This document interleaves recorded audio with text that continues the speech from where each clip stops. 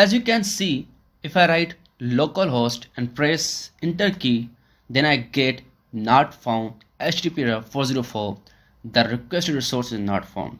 Even if I try to open my website directly, still I get same kind of error. You can see not found. Even this my website is present here in XAMPP folder, but I still get this error. So how can we fix this? It's very easy, guys. You just need to know your local host proper address, because the default port may be taken by your system, so that's why it is not working on your computer and my computer too. So well, let's fix it. How can you do that? Just open your computer, go to the C drive or any drive where your XAMPP is installed. So XAMPP is installed in my C drive, so I'm opening C drive. So go to the C drive, go to XAMPP folder, and here you can see Apache. Click on it, and here you will see conf.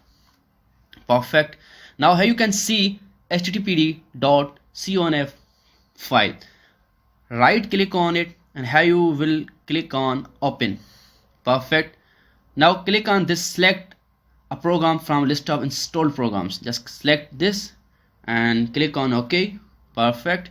Now here you will see different programs are here, different programs. You just need to click on Notepad. If you see here on top, wherever you see Notepad, just click on Notepad, uncheck this and click on OK.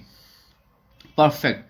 Maximize it. So here you can see this 8080. Basically your complete address is localhost with this kind of port. Here I can show you. I need to write localhost colon 8080 and press enter key. Now I can see my content. If I directly open my website, I need to write first localhost colon 8080 and then programmology, whatever my website is. So here you can see it is successfully opened now. So you need to know what is your port, 8080, 8083, 8081, 8000, whatever. You just need to know your port if it's not working on your system. If localhost is directly not working on your system, then you need to know your port and write it with colon like this, and then your website. So that's how you can fix this kind of problem if your XAMPP is working here.